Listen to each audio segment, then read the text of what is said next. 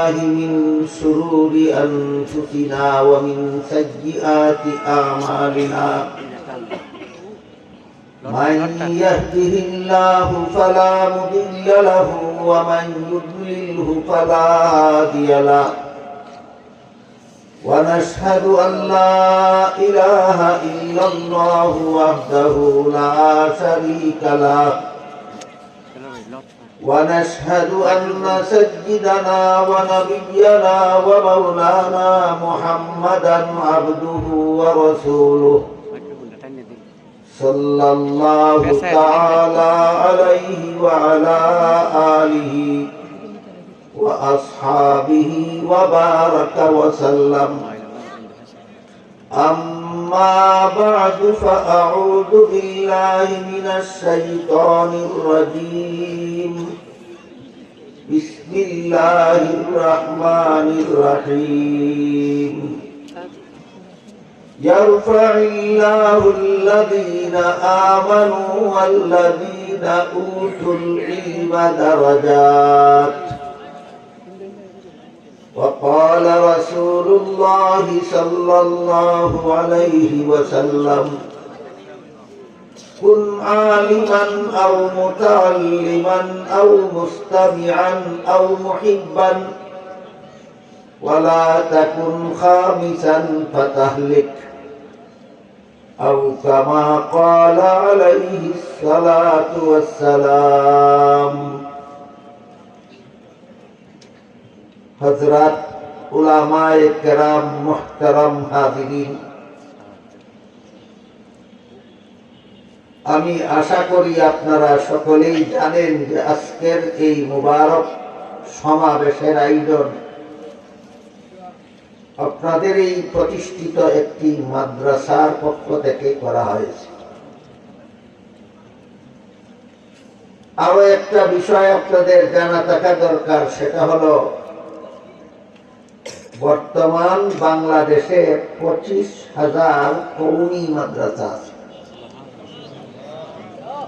এই সমস্ত মাদ্রাসার পক্ষ থেকে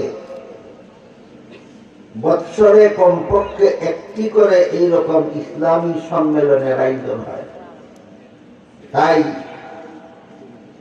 শুধু কওমি মাদ্রাসাগুলির উদ্যোগে বাংলাদেশে প্রতি বছরে 40,000 ইসলামী সম্মেলন হয়। এই সম্মেলনগুলি কেন হয়, এই প্রশ্নের জবাবটা এই মাদ্রাসার সম্মেলন থেকেই আমাদের জেনে যাওয়া দরকার। এবং সম্মেলনগুলি কেন হয় এই প্রশ্নের জবাব সহজে যে হাদিস থেকে পাওয়া যায়, সেই হাদিসটা আমি আপনাদের সামনে তিলাওয়াত করেছি। হাদিস শরীফে রাসূল করিম সাল্লাল্লাহু আলাইহি ওয়াসাল্লাম নিজের উম্মতকে জাহান্নাম থেকে বাঁচার সর্বমোট 4টা পথ দেখাইছেন। সাথে সাথে বলে দিয়েছেন এরপরে আর 5 নম্বর কোন পথ নাই জাহান্নাম থেকে বাঁচা। তাহলে রাসূল পরিষ্কার ভাবে নিজের উম্মতকে জাহান্নাম থেকে বাঁচার কটা পথ দেখাইছেন? বলে দিয়েছেন 5 নম্বর আর কোন পথ নাই। এই 4 পথের প্রথম পথ হলো রাসূল বলেন কুন আলিমান, তুমি আলেম হও। এটা তোমার জন্য জাহান্নাম থেকে বাঁচার 1 নম্বর পথ। আলেম হওয়ার সুযোগ যাদের হয়নি তাদের রাসূল বলেন তুমি আলেমের ছাত্র হও,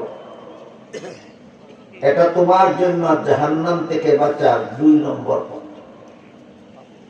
কাজে আমাদের সকলের জন্য একটি কথা বোঝা খুব সহজ, সেটা হলো মাদ্রাসায় যারা পড়ান তারা তো আলেম, তারা জাহান্নাম থেকে বাঁচার কত নম্বর পথে আছেন? আর মাদ্রাসায় যারা পড়ে এরা তো আলেমের ছাত্র, এরা কত নম্বর পথে আছে? 2 নম্বর। এই 2 দল ছাড়া বাংলাদেশে আর বাকি মুসলমানের সংখ্যা কি খুব কম? না 99 জন? বাকি 99 জনের জাহান্নাম থেকে বাঁচার পথ কি?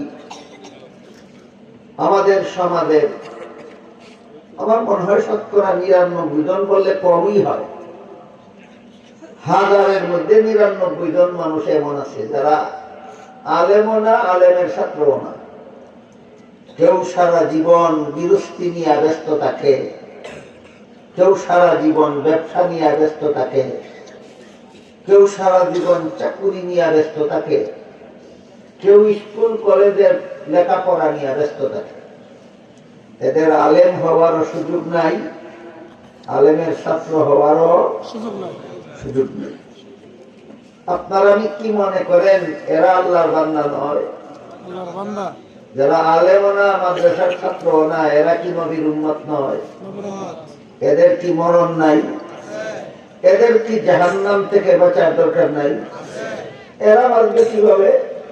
এদেরকে আল্লাহ রাসূল বলেন আও মুস্তামিআন। তোমরা যারা আলেম না, আলেমের ছাত্র না, তোমাদের জন্য জাহান্নাম থেকে বাঁচার 3 নম্বর পথ হলো তোমরা আলেমদের কথা মনোযোগে শুনো এবং তাদের কথা মতো জীবন যাপন করো। তোমাদের সকলের জন্য জাহান্নাম থেকে বাঁচার পথ। সমস্ত কৃষকদের জন্য জাহান্নাম থেকে বাঁচার এটাই পথ, আলেমদের কথা মনোযোগে শুনো, তাদের কথা মতো জীবন যাপন করো। সমস্ত ব্যবসায়ীদের জন্য এটাই 3 নম্বর পথ জাহান্নাম থেকে বাঁচার। সমস্ত চাকুরিজীবীদের জন্য জাহান্নাম থেকে বাঁচার এই 3 নম্বর পথ। স্কুল কলেজ ভার্সিটি পড়ুয়া ছাত্রদের জন্য, শিক্ষকদের জন্য জাহান্নাম থেকে বাঁচার এই একটাই 3 নম্বর পথ। সেটা হলো তোমরা আলেমদের কথা মনোযোগে শুনো এবং তাদের কথা মতো জীবনযাপন করো। প্রশ্ন হলো জীবনের কোন কোন কাজ আমরা যারা আলেম না, আলেমের ছাত্র না, আমরা জীবনের কোন কোন কাজ আলেমদের কথা মতো করব? এই বিষয়টা আমার মনে হয় সমাজে আলোচনা হয় না, আর মনে হয় সাধারণ মানুষ কেউ জানেও না যে কোন কোন বিষয়ে আমরা আলেমদের কথা মতো কাজ করবো। এই জন্য এই বিষয়টা একটু পরিষ্কার হওয়া দরকার আমি মনে করি। মানুষের জীবনে যত কাজ আছে সবগুলি প্রথমত 2 প্রকার। হয়তো ধর্মের কাজ হবে আর না হয় সংসারের কাজ হবে। এর বাইরে মানুষের জীবনে আর কোনো কাজ নেই। হয়তো ধর্মের কাজ আর না হয় সংসারের কাজ। নামাজ পড়া, রোজা রাখা, ইবাদত বন্দেগী করা, কোরআন তেলাওয়াত করা, তাসবিহ পড়া, দোয়া করা, দুরূদ শরীফ পড়া, জিকির করা, এগুলি কি সংসারের কাজ না ধর্মের কাজ? আর খাওয়া দাওয়া করা, ঘুমানি, পেশাব পায়খানা করা, ব্যবসা বাণিজ্য করা, চাকরি করা, এগুলি হইল সংসারের কাজ। ধর্মের কাজগুলি আলেমদের কথা মতো করতে হবে। কেন? আগে বুঝি, তারপরে সংসারের কাজের ব্যাপারটা বুঝবো। ধর্মের কোন কাজ কিভাবে করলে শুদ্ধ হয় আর কিভাবে করলে ভুল হয় একমাত্র আলেমরা জানে, আর কেউ জানে। বলেন তো আপনারা, কিভাবে উযু করলে শুদ্ধ হয় আর কিভাবে উযু করলে ভুল হয় জানে কে? আলেমরা। তাহলে আমার উযু করতে হবে কার কথা মতো? আলেমের কথা মতো। কিভাবে নামাজ পড়লে শুদ্ধ হয়, কিভাবে নামাজ পড়লে ভুল হয়, আলেম ছাড়া কেউ জানে না। কাজে নামাজটা যদি আমার শুদ্ধ হওয়া চাই, তাহলে নামাজ আমার আলেমদের কথা মতো বসে হবে। কিভাবে কোরআন তেলাওয়াত করলে শুদ্ধ হয় আর কিভাবে করলে ভুল হয়, আলেম ছাড়া কেউ জানে না।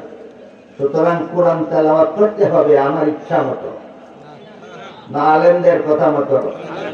হজ করতে হবে আমার ইচ্ছা মতো, না আলেমদের কথা মতো? তাহলে ধর্মের সকল কাজ আমাকে আলেমদের কথা মতো করতে হবে। কেন? শুদ্ধ হওয়ার জন্য। শুদ্ধ না হলে এটা গ্রহণযোগ্য হবে না। এই কথাটা মনে রাখুন যে ধর্মের সকল কাজ করতে হবে আলেমদের কথা মতো। কেন? শুদ্ধ হওয়ার জন্য। এই পর্যন্ত বুঝে থাকলে বলুন তো, দাওয়াত তো নিজ সংসারের কাজ না ধর্মের কাজ? করতে হবে কার কথা মতো?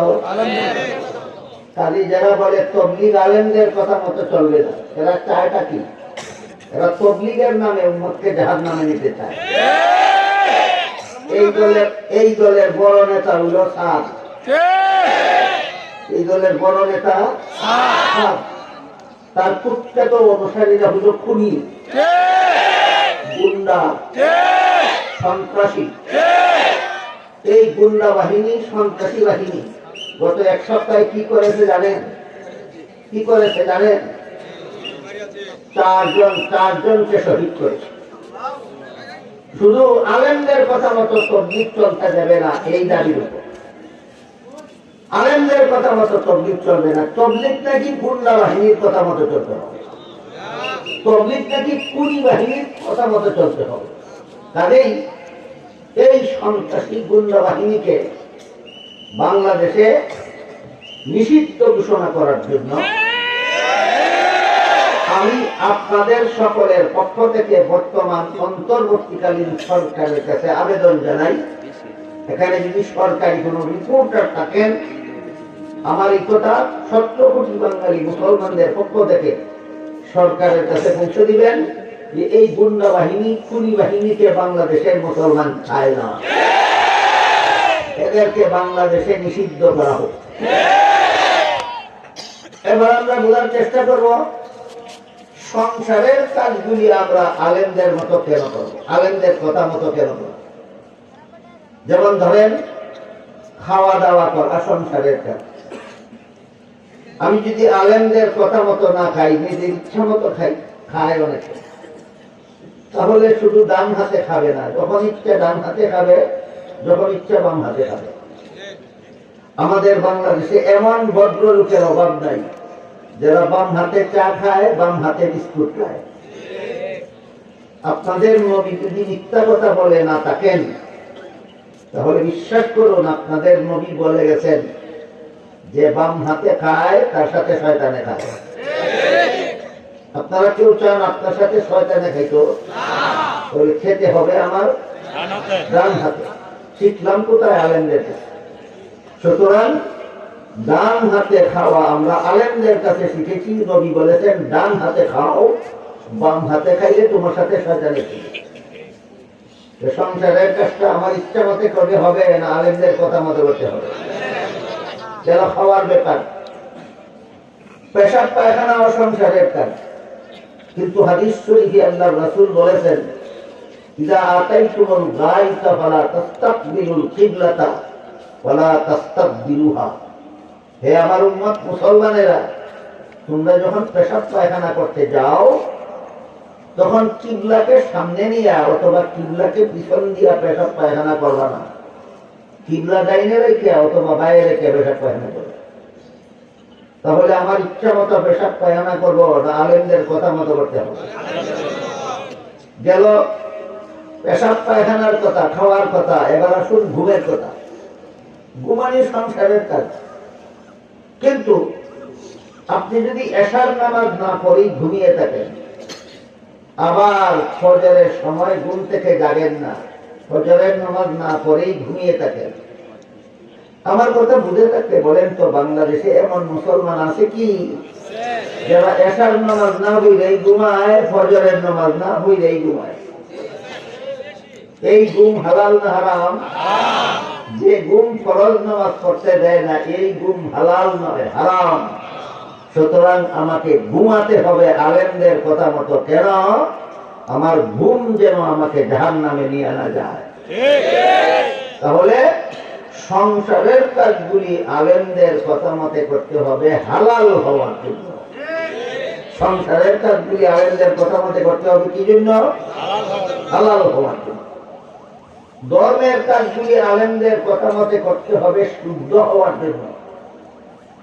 আর সংসারের কাজগুলি আলেমদের কথা মতো করতে হবে হালাল হওয়ার জন্য। কাজেই মুসলমানের জীবনে এমন কোন কাজ নাই যে কাজ সে ইচ্ছা মতো করলেই চলবে।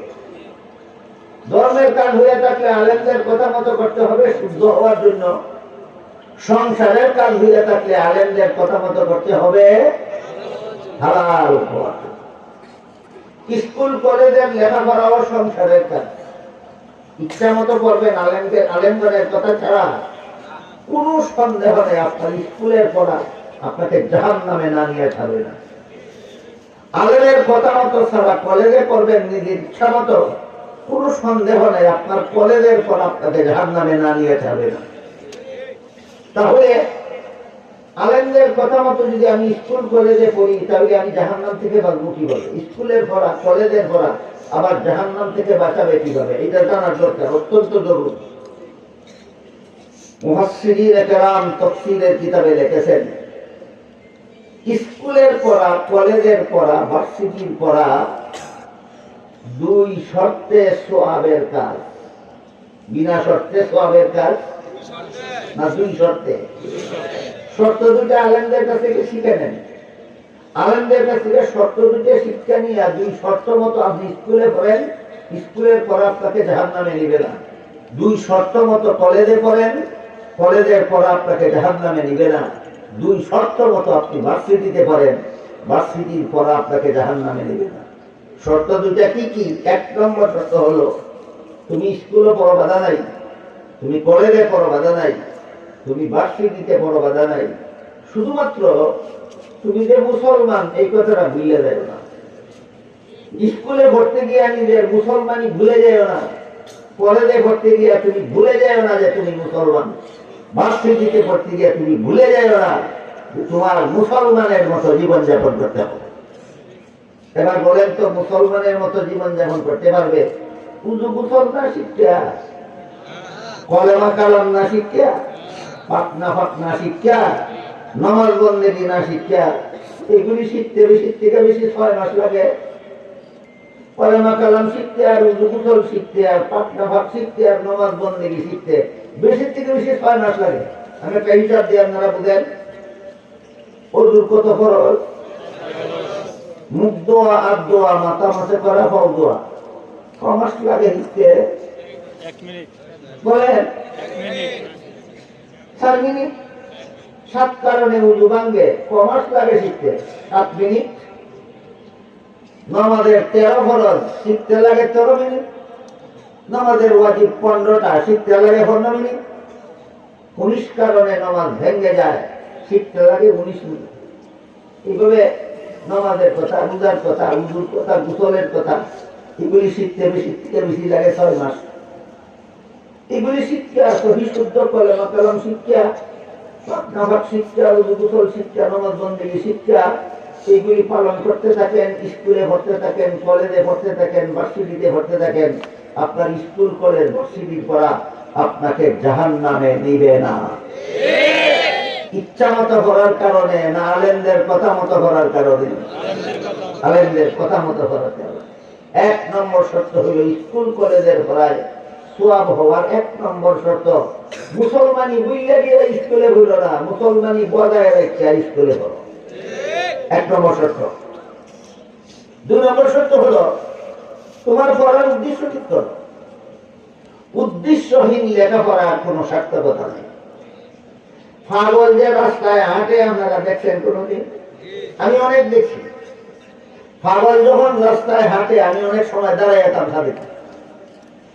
আর একটা জিনিস আমি রাস্তায় তামসা দেখি, একটা শক্তিশালী কুত্তা যখন রাস্তার পাশে একটা দুর্বল কুত্তার উপর জামাইয়া পড়ে তখন আমি দাঁড়ায় তামসা দেখি। আপনাদের কি জানা আছে এমন দৃশ্য দেখেছেন কোনোদিন? রাস্তার মধ্যে একটা শক্তিশালী কুত্তা আর একটা দুর্বল কুত্তারে ভাইলেই সালামান কি দিয়া চলে যায় না জামাইয়া ধরে? কি ছিল দুর্বল তার অপরাধ? একটাই অপরাধ ছিল, তুমি দুর্বল, আর কোনো অপরাধ নেই, একটাই অপরাধ। সুতরাং নিরপরাধী দুর্বলের উপর জামাইয়া পড়া মানুষের স্বভাব নয়, কুত্তার স্বভাব। আমার কথা বুঝে থাকলে বলেন, বাংলাদেশে কোন মানুষের মধ্যে কুত্তার স্বভাব আছে নি? কেমনে চিনবে না? এরা নির্দোষ, দুর্বল, নির্দোষ এগুলি কুত্তার স্বভাবের মতো। এই জন্য আমি এই কুত্তার কাণ্ডটা রাস্তার দ্বারা তামসা দেখি। আর পাগল যখন রাস্তায় হাঁটে তখন এইটাও দাঁড়ায় তামসা দেখি। কেমন তামসা দেখি? সকালবেলা পাগলারে যেই জায়গা হাঁটতে দেখা গেছে, বিকালে গিয়ে দেখা যায় ইহামি আগে সারাদিনে কি হইল? গুড়ার ডিম হইল। কেন? কই যাইব জানে না। পাগল যে সারাদিন হাঁটে, কই যাইব জানে জানে না। পাগল যেমন কই যাইব জানে না, এই কারণে সারাদিন হাঁটে। ঠিক তেমনি ভাবে যারা লেখাপড়া করে উদ্দেশ্য কি জানে না, এরা সারাদিন বলছি হে গুড়ার ডিমও জানে না। এই জন্য স্কুল কলেজে লেখাপড়া দিলে সব পাইলে আগে তোমার পাগলার মতো হাঁটলে হইতো না, তুমি জানো লাগবো তোমার উদ্দেশ্যটা কি লেখাপড়া। মুফাসসিরিনে কেরাম তাফসীরের কিতাবে লিখেছেন, স্কুলে পড়ো, কলেজে পড়ো, ভার্সিটিতে পড়ো, তোমার লেখাপড়ার সওয়াব হবে যদি উদ্দেশ্যটা ঠিক করে পড়ো। উদ্দেশ্য ঠিক ব্যাখ্যা কি? উদ্দেশ্য ঠিকের ব্যাখ্যা হলো, আমি মুসলমান জাতিকে দুনিয়াতে প্রতিষ্ঠা করার জন্য জ্ঞান বিজ্ঞান পড়ি। মুসলমান জাতিকে দুনিয়াতে প্রতিষ্ঠা করার জন্য জ্ঞান বিজ্ঞান পড়ি। কিতাবে লেখা আছে, মাদ্রাসা ছাত্র কোরআন হাদিস পড়ে যেই সব, তোমার এই মহৎ উদ্দেশ্যে কলেজ ভার্সিটিতে জ্ঞান বিজ্ঞান হইলেও সেই সব। মুসলিম জাতিকে প্রতিষ্ঠা করার ব্যাখ্যা বিস্তারিত ভাবে তাফসীরের কিতাবে লেখা আছে। দুই একটা উদাহরণ আপনাদের শোনাই। লেখা আছে তাফসীরের কিতাবে, সারা দুনিয়ার অমুসলিমরা যদি এই মর্মে বয়কট করে যে আমাদের আবিষ্কৃত কোন যন্ত্র মুসলমানদের কাছে বিক্রি করবো না, তাহলে মুসলমানদের আবিষ্কৃত যন্ত্রই যেন সমাজের উন্নতির জন্য যথেষ্ট হয়। এই উদ্দেশ্যে আমি জ্ঞান বিজ্ঞান ভরি করে দে। আমার জ্ঞান বিজ্ঞান পড়া কোরআন হাদিস পড়ার মতো সব। অমুসলিমরা যদি এই মর্মে মুসলমানদের বয়কট করে যে আমাদের আবিষ্কৃত কোন অস্ত্র মুসলমানদের কাছে বিক্রি করবো না, তাহলে মুসলমানদের আবিষ্কৃত অস্ত্রই যেন যুদ্ধের ময়দানে বিজয়ী হওয়ার জন্য যথেষ্ট হয়। এই উদ্দেশ্যে যারা স্কুলে পড়ে, কলেজে পড়ে, ভার্সিটিতে পড়ে, মাদ্রাসার ছাত্রদের কোরআন হাদিস পড়ার মতো সওয়াব হয়। এবার বলুন তো, স্কুলে পড়লেই গুনাহ হয়, কলেজে পড়লেই জাহান্নামে যায় না? দুই শর্তে পড়লে আরো সওয়াব হয়। দুই শর্তে, স্কুলে পড়লেও সওয়াব হয়, কলেজে পড়লেও সওয়াব হয়, ভার্সিটিতে পড়লেও সওয়াব হয়। এক শর্ত হইল আমি যেন আমার মুসলমানি ভুলে না যাই, আর এক শর্ত হইল আমার জাতিকে প্রতিষ্ঠা করার জন্য সমাজের উন্নয়নের উদ্দেশ্যে যেন স্কুল কলেজে লেখাপড়া করি। তাহলে আমার স্কুল কলেজের পড়াতেও সওয়াব আছে, স্কুল কলেজের লেখাপড়াতেও সওয়াব আছে। বুঝতে থাকলে এবার বলেন, আমাদের বর্তমান সমাজে যে সমস্ত মুসলমান ছেলে মেয়েরা স্কুল কলেজে পড়ে, এদের শতকরা ৯৯ জনে মুসলমানি টিকলে কেই পড়ে না বুইলা গিয়া, আর এদের শতকরা ১০০ জনে মিলিয়া এমন অস্ত্র কি আবিষ্কার করতে পেরেছে যার দ্বারা বিশ্ব সন্ত্রাসী আমেরিকার বিরুদ্ধে যুদ্ধে জয়ী হওয়া যাবে? পারে না। তাহলে স্কুলে ভর্তিটা তুমি মুসলমানিও বুইলা লাইছো, আর শত্রুর মোকাবিলা করার মতো অস্ত্র বানাইতে পারছো না। কোন গুড়ার ডিমের লেগে লেখাপড়া করো? তোমার যে আমও গেল, সালাও গেল না। বুঝলেন না কথা? এই জাতির ঘুমার থেকে জাগা রেখে তোমরা এত দাদার ঘুম ঘুমাইলা কেন? স্কুলে ভর্তি গেলা বুঝলা, মুসলমানিও বুঝলা গেলা, আর শত্রুর মোকাবেলায় অস্ত্র আবিষ্কার করতে পারলা। তোমাদের লেখাপড়ার ফলাফল হইল আমও গেল, সালাও গেল। এইরকম পড়ার মধ্যে গুনাহ ছাড়া কোনো সব নাই। এই পড়া কোনো সন্দেহ নাই তোমাকে জাহান্নামে নিয়ে যাবে। সুতরাং স্কুলে পড়তে হবে আমার ইচ্ছা মতো, না আলেমদের কথা মতো। এবার শুনেন, যারা রাজনীতি করেন, রাজনীতি যারা মনে করেন রাজনীতি যে অসংসারের কাজ, যারা মনে করেন রাজনীতি সংসারের কাজ, যদি রাজনীতি করে জাহান্নাম থেকে বাঁচতে চান, আলেমদের কথা মতো রাজনীতি করতে হবে। কারণ কিভাবে রাজনীতি করলে হালাল হয় আর কিভাবে রাজনীতি করলে হারাম হয় আপনি জানেন না, একমাত্র আলেমরা জানে। প্রশ্ন রাখতে পারে, তাহলে আপনি বলে দেন কিভাবে রাজনীতি করলে হালাল হয় আর কিভাবে করলে হারাম হয়। হ্যাঁ, আমি বলে দেব, কিন্তু আমি যদি কই ভাইয়া করবো দই, আমি যদি কই ভাইয়া করবো দই। যেভাবে রাজনীতি করলে জনগণের অধিকার রক্ষা হয় সেইভাবে রাজনীতি করা হালাল। যেভাবে রাজনীতি করলে জনগণের অধিকার রক্ষা হয় সেইভাবে রাজনীতি করা হালাল, যেভাবে রাজনীতি করলে জনগণের অধিকার রক্ষা হয় না, এই রাজনীতি হারাম। জানিনা রাখো, যারা হারাম রাজনীতি করো, তোমার মরতে দেরি হতে পারে, জাহান্নামে পৌঁছতে দেরি হবে না। এবার বলেন, রাজনীতি করতে হবে আমার কার কথা মতো? হ্যাঁ, রাজনীতি করবেন আলেমদের কথা মতো, আর তাবলীগ করবেন জাহেলদের কথা মতো না। জীবনের সকল কাজ করতে হবে আলেমদের কথা মতো। এই জন্য রাসূল বলেন, তুমি যদি আলেম না হও, আলেমের ছাত্রও না হও, তাহলে জীবনের সকল কাজ আলেমদের কথা মতো করো, যদি জাহান্নাম থেকে বাঁচতে চাও। এটা হলো তোমাদের জন্য জাহান্নাম থেকে বাঁচার 3 নম্বর পথ। আর কটা রইল? আর বেশি একটা। এমন কোন পরিস্থিতি যদি কখনো দাঁড়ায় যে পরিস্থিতিতে আলেমের কথা শোনারও সুযোগ পাওয়া না যায়, যেমন একজন 10 বছরের জন্য জেলখানায় বন্দী হয়ে গেল, একজন 20 বছরের জন্য জেলখানায় বন্দী হয়ে গেল, একজন আজীবনের জন্য জেলখানায় বন্দী হয়ে গেল। আজকাল তো সবচেয়ে বড় বুদ্ধিমত্তা হলো এটা, যে কোন নির্দোষকে যদি মিথ্যা মামলায় ফাঁসাইয়া দিয়া জেলখানায় ঢুকাই দিতে পারি, তাহলে আমার মতো বুদ্ধিমান এই দেশে আর কেউ নাই। এমন বুদ্ধিমান আসেনি বাংলাদেশ। নির্দোষের মিথ্যা মামলা দিয়ে জেলে ফাঁসাইয়া দেওয়ার মতো বুদ্ধিমান আসেনি। এই সমস্ত বুদ্ধিমানের একটা বিরাট পুরস্কারের কথা আছে হাদিসে। এটা শুনেন, এটা শুনেন। যে সমস্ত বুদ্ধিমানেরা নির্দোষদের বিরুদ্ধে মিথ্যা মামলা ফিরে জেলে ঢুকাইয়া দেয়, এদের জন্য হাদিস শরীফে আল্লাহ রাসূল বলেছেন, কেউ যদি জেনে শুনে কারো বিরুদ্ধে মিথ্যা মামলা করে আর কৌশলে আদালত থেকে রায়টাও পেয়ে যায়, তাহলে সে যেন মনে রাখে আদালতের রায় পাইছো না, জাহান্নামের সার্টিফিকেট পাইছো। এইটাই মিথ্যা মামলাবাজদের পুরস্কার।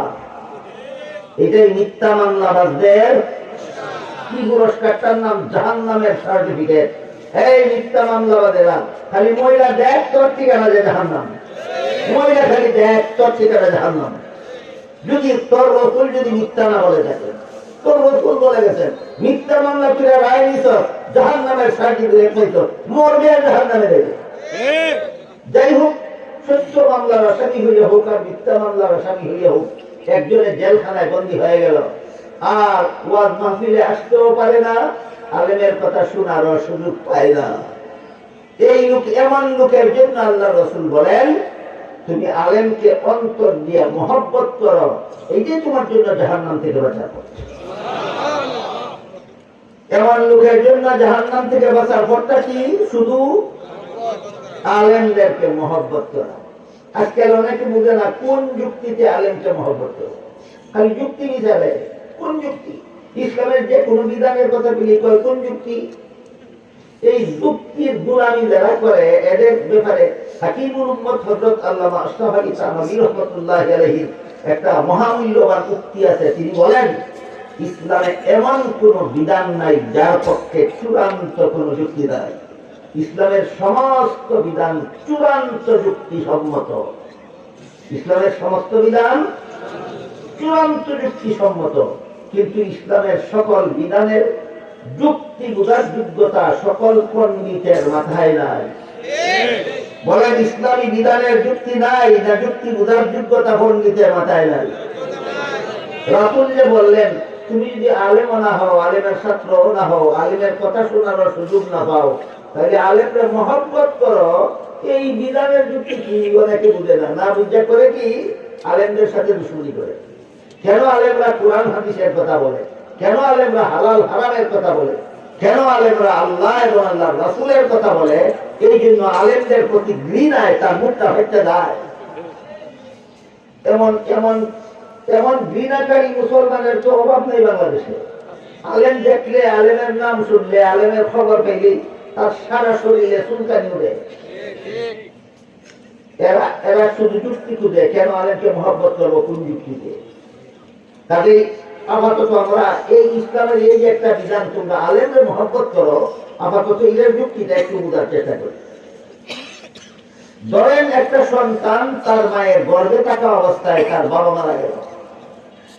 জন্ম হইয়া এতিম হইল না জন্মের আগে এতিম হইল? এই এতিম বাচ্চাটার জন্ম হওয়ার পরে যেহেতু তার বাবা নাই এই জন্য তারে লালন পালন করলো তার চাচা, লেখাপড়া শিখাইয়া মানুষ বানাইল চাচা। বলেন সন্তান জন্ম হলে পরে লালন পালন কইরা লেখাপড়া শিখাইয়া মানুষ বানানোর দায়িত্বটা আসলে কার ছিল? বাবা না তাকায় কে করে দিল? এখন যদি কোন মুরব্বী ওই এতিম ছেলেটারে কয় যে তুমি তোমার চাচার এই বাবার মতো সম্মান করবা, ও যুক্তি? কি যুক্তি? চাচায় বাপের কাম করে দিছে, এই তো যুক্তি। যেহেতু চাচা তোমার বাবার কাজ করে দিছে, তাহলে চাচার এই বাবার মতো সম্মান করবা, এই যুক্তি। ঠিক তেমনি ভাবে রাসূলের চাচাতো ভাই উম্মতের রইসুল মুফাসসিরিন হযরত আব্দুল্লাহ ইবনে আব্বাস রাদিয়াল্লাহু আনহু বলেন, আলেমগণকে নবীগণের মতোই সম্মান করবা। কি যুক্তি? নবীগণের অবর্তমানে আলেমগণই নবীগণের কাজ করে, এই যুক্তি। সুতরাং রাসূল যে বলেছেন আলেমকে মহব্বত করো, যুক্তি নাই? বলেন কি যুক্তি? এরাই নবীগণের কাজ করে। কি যুক্তি? এরাই নবীগণের কাজ করে। এই জন্য আপনি আব্বাস বলেন নবীরে পাইলে যেইভাবে সম্মান করতা, নবীরে না পাইলে হুবহু নবীর মতোই আলেমদের সম্মান করো যদি জাহান্নাম থেকে বাঁচতে চাও। তাই রাসূল বলেন যারা আলেম হতে পারোনি, আলেমের ছাত্র না, আলেমের কথা শোনার সুযোগ পাও না, আলেমদের মহব্বত করো। কোন যুক্তিতে? এই দুনিয়াতে তোমার জাহান্নাম থেকে বাঁচাবার পথ দেখাবার মতো কোন নবী নাই, নবীর কাজটা আলেমরাই করে, কাজে আলেমকেই নবীর মতো সম্মান করো। আল্লাহ রাসূল বলেন এই সম্মান করাটাই, এই আলেমকে মহব্বত করাটাই হবে তোমার জাহান্নাম থেকে বাঁচার ব্যবস্থা। এবার দুইটা হাদিস শুনুন, শুধু আলেমকে মহব্বত করে কিভাবে জাহান্নাম থেকে বাঁচবো গুনাহের উপর। এক হাদিসে উল্লেখ আছে রাসূল কারীম সাল্লাল্লাহু আলাইহি ওয়াসাল্লাম বলেন, হাসরের মাঠে যখন সারা দুনিয়ার সমস্ত মানুষ জীবিত হয়ে দাঁড়াবে, আল্লাহ হাসরের মাঠে ঘোষণা দিবেন, হে আলেমগণ তোমরা সমস্ত জগৎবাসী মানুষ থেকে আলাদা হয়ে আলাদা কাতারে দাঁড়াও। আলেমগণ যখন আল্লাহর হুকুমে আলাদা কাতারে দাঁড়াবেন, আল্লাহ তখন আলেমগণকে বলবেন, আমি আল্লাহ তোমাদেরকে দুনিয়াতে আলেম হওয়ার সৌভাগ্য দান করেছিলাম, জাহান্নামের আগুন দিয়ে জ্বালাবার জন্য নয়, তোমরা জান্নাতে যাও। এখানে প্রশ্ন দেখতে পারে যে আলেম হলেই যদি জান্নাতে যাওয়া যায়, তাহলে আলেমরা নামাজ রোজা না করলেই কি? আলেমরা সুদ খাইলে ঘুষ খাইলে অসুবিধা কি? আলেমরা দুর্নীতি জালিয়াতি করলে অসুবিধা কি? এবং প্রশ্ন স্বাভাবিকই জানে। এই প্রশ্নের জবাব বোঝার জন্য আমাদের মনে রাখতে হবে আলেম দুই প্রকার।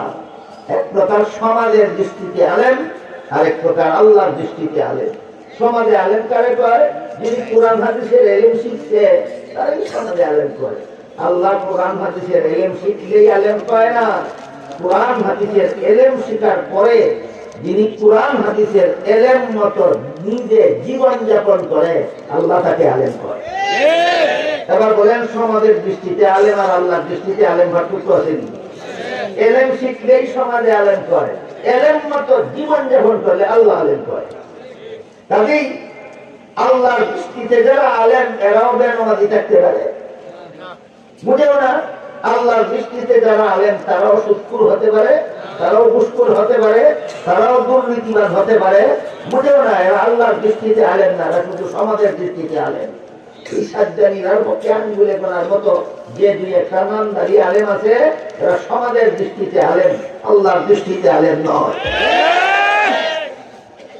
এই সমস্ত আলেমদেরকে আল্লাহ হাসরের মাঠে বলবেন তোমরা জান্নাতে যাও। আরেক হাদিসে আল্লাহ রাসূল বলেন, আল্লাহর হুকুমে হাসরের মাঠ থেকে আলেমগণ যখন জান্নাতের পথে রওনা হবেন, তখন একজন গুনাহগার মুসলমান ওই আলেমের জান্নাতে যাওয়ার পথের পাশে দাঁড়িয়ে থাকবে। এক একজন গুনাহগার মুসলমান এক একজন আলেমকে পিছন থেকে ডাকবে আর বলবে, হুজুর আমার একটা কথা শুনে যান, আমি দুনিয়াতে আপনাকে মহব্বত করতাম। মহব্বত যে করতো এক একজন এক একটা প্রমাণ দিব। কেউ কইব আমি আপনাদের দুনিয়াতে এক গ্লাস পানি পান করেছি। বলেন তো একজন সাধারণ মুসলমানে একজন আলেমকে এক গ্লাস পানি পান করায় দুশ্মনির কারণে না মহব্বতের কারণে? প্রমাণ হয়ে গেল সে আলেমকে মহব্বত করে। দুই নম্বর কথা হলো, এক গ্লাস পানি পান করাইতে কত হাজার টাকা লাগে? এক টাকাও না। পরিষ্কার হয়ে গেল আলেমকে মহব্বত করতে টাকা পয়সা ধন সম্পদ লাগে না, শুধু এমন একটা অন্তর লাগে যে অন্তরটা এই কথাটা বুঝবে যে ইনি আমাদেরকে নবীগণের পক্ষ থেকে জাহান্নাম থেকে বাঁচার পথ দেখায়। এই কথাটা বোঝার মতো একটা অন্তর লাগে। আলেমকে মহব্বত করতে টাকা পয়সা ধন সম্পদ লাগে না। সুতরাং যে সমস্ত বক্তারা 1 ঘন্টা বক্তৃতা করবো, লাখ টাকা চুক্তি করে আর বলে আমারে মহব্বত করে 1 লাখ টাকা দিবা, এরা দুনিয়াদার আলেম, দিনদার আলেম নয়। এরা আপনাদেরকে জাহান্নাম থেকে বাঁচাবার জন্য ওয়াজ করে না, পকেট গরম করার জন্য ওয়াজ করে। এরা এদের দৃষ্টিভঙ্গি হইল, এদের চিন্তা চেতনা হইল মুদ্রা ব্যস্ত গেলে গেল, না গেলে নাই, আমার হালুয়া রুটির দরকার, আমার ওয়াজ হইলে মানুষের আমল সংশোধন হইল কি না হইল ওই দৃষ্টিতে আমার ওয়াজ করার দরকার নাই। যেভাবে ওয়াজ করলে মানুষের খুশি হইয়া আমার 1 লাখ টাকা দিয়া দিব, এইভাবেই ওয়াজ করার দরকার। এই জন্য না বেনামাজির বিরুদ্ধে ওয়াজ করে, কারণ বেনামাজির সন্তান লাগে তারে 1 লাখ টাকা দিবার লাগি, না সুদ করে বিরুদ্ধে কোন ওয়াজ করতে পারে, কারণ সুদ করে সন্তান লাগে তার 1 লাখ টাকা পুরাইয়া দেবার, পূর্ণ করিয়া দিবার লাগি, না কোন বেপরদার বিরুদ্ধে ওয়াজ করার পাওয়ার আছে, কারণ বেপরদা মহিলার কাছ থেকে সন্তান লাগে তার 1 লাখ টাকা পূর্ণ করিয়া দিবার লাগি। এর ওয়াজ কোন মানুষের গায়ে লাগে না, না বেনামাজির বিরুদ্ধে যায়, না সুদখোরের বিরুদ্ধে যায়, না ঘুষখোরের বিরুদ্ধে যায়, না মদখোরের বিরুদ্ধে যায়, না গাঞ্জাখোরের বিরুদ্ধে যায়। এর ওয়াজ যায় হয়তো 7 জমিনের নিচে না, আর নাহলে 7 আসমানের উপরে না, কোন মানুষের গায়ে লাগে না। যেই ওয়াজ মানুষের গায়ে লাগে এমন ওয়াজ করলে চান্দাও দিত না, আর বক্তা 1 লাখ টাকাও পেত না। বলেন এমন দুনিয়াদার বক্তা আসেনি? এই দুনিয়াদার বক্তারা বুঝায় আমারে মহব্বত করলে 1 লাখ টাকা দিবে না কেন? রসুল বলেননি আলেমরে মহব্বত করতে 1 লাখ টাকা লাগে। রসুল বলছেন 1 গ্লাস পানি পান করাই আলেমকে মহব্বত করা যায়। কি হয়েছে কথা? রসুল বলেন আরেকজন আলেম জান্নাতে যাওয়ার সময় পিছন থেকে আরেকজন গুনাহগার মুসলমানের রেখে হুজুর আমিও আপনাকে মহব্বত করতাম, প্রমাণ দিতে গিয়া কইব নামাজের সময় আপনি হুজুর পানির জোগাড় ছিল না, আমি পুকুর থেকে 1 বদ্দা পানি উঠে গেছিলাম। আপনারাই বলেন পুকুর থেকে 1 বদ্দা পানি উঠে দিতে 1 লাখ টাকা লাগে? 1 টাকাও না। আলিমকে মহব্বত করতে টাকা পয়সা ধন সম্পদ লাগে না, হাদিসের দ্বারা পরিষ্কার হয়ে গেল, লাগে শুধু একটা অন্তর, যে অন্তরে বুঝবে যে নবী নাই দুনিয়াতে, আমাদেরকে জাহান্নাম থেকে বাঁচাবার জন্য নবীর পক্ষ থেকে এরাই কাজ করে, এটা বুঝার মতো একটা অন্তর লাগে। এইভাবে গুনাহগার মুসলমানেরা যে আলেমরে মহব্বত করতো তার এইভাবে বলতে বলতে শেষ পর্যন্ত বলবে কিন্তু আজকে আমার গুনার কারণে আল্লাহ আমারে হুকুম দিয়া দিছে জাহান্নামে যেতাম। আল্লাহ রাসূল বলেন গুনাহগার মুসলমানদের মুখে এই কথা শুনিয়া আলেমরা যাচ্ছিলেন কোথায়? জান্নাতে। তারা ভাববেন আমার জান্নাতে আমি পরে যাই, শেষ চেষ্টা করে দেখি লোকটারে জাহান্নাম থেকে বাঁচাতে যাইবে না। এই উদ্দেশ্যে আলেমগণ নিজেদের জান্নাতে যাওয়া বিরতি দিয়ে দাঁড়িয়ে দেবেন, দাঁড়িয়ে বলবেন হে আল্লাহ এই লোকটা ঠিকই কইছে, আমারে মহব্বত করতো এই জন্য আমারে 1 গ্লাস পানি দান করেছিল, ওই লোকটা ঠিকই কইছে আমারে মহব্বত করতো এই জন্য আমাকে 1 বদনা উজুর পানির ব্যবস্থা করে দিছিল। তখন আল্লাহ বলবেন আলেমরা শোনো, এদের গুনার কারণে আমি হুকুম দিছি জাহান্নামে যেতে, কিন্তু তোমরা যেহেতু সাক্ষী দিলা এরা তোমাদের মহব্বত করতো, তোমাদের সাক্ষীর কারণে আমি এদেরকে মাফ করে দিলাম। হে আলেমরা তোমরাও জান্নাতে যাও, এই সমস্ত গুনাহগার মুসলমানদেরকে সাথে নিয়ে যাও। আপনি বুঝা থাকলে বলেন এরা কত নম্বর পথে জান্নাতে গেল? 4 নম্বর।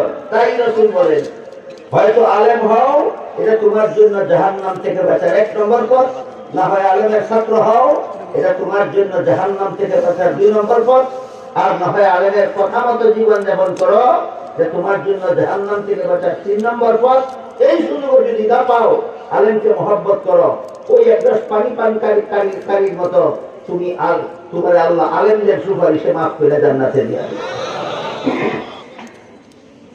এরপরে রাসূল বলেন ওয়ালা তাকুন খামিসান ফাতাহলিক, সাবধান আমার কোন উম্মত তোমার যেন অবস্থা এমন না হয় যে তুমি আলেমও হলে না, আলেমের ছাত্রও হলে না, আলেমের কথাও শুনলে না, আলেমের মহব্বত করলে না, তাহলে তোমার কপালে ধ্বংস ছাড়া আর কিছু নাই।